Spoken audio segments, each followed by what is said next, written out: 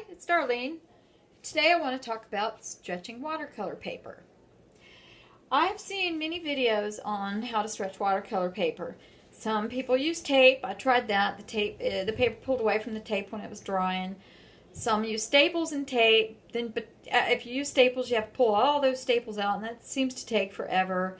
And I kind of just got away from doing watercolor because it just got to be so much work trying to stretch the paper and get it prepared to paint on.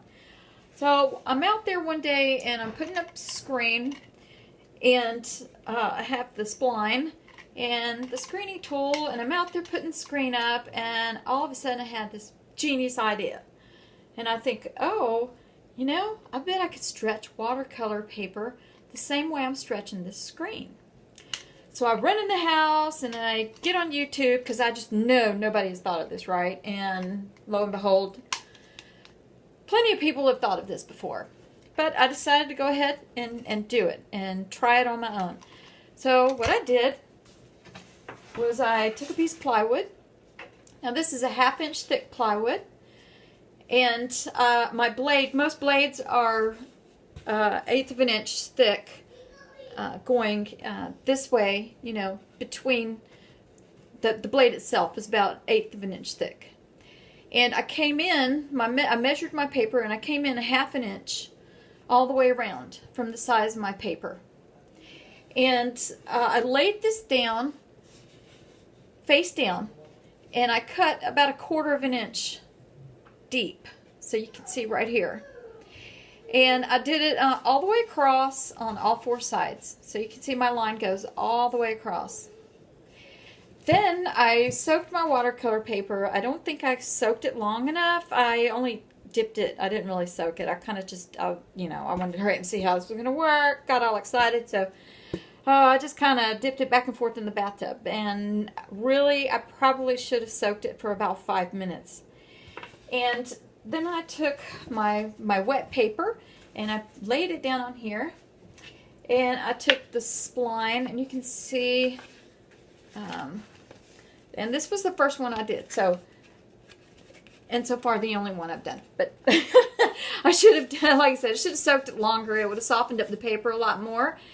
And you can see that the paper was pretty stiff. But on the other side, on the rest of the corners, it didn't break all the way through. So I took the paper and I laid it down nice and wet. I took the spline and I put it from end to end on these. Let's see. So I pulled it out this way.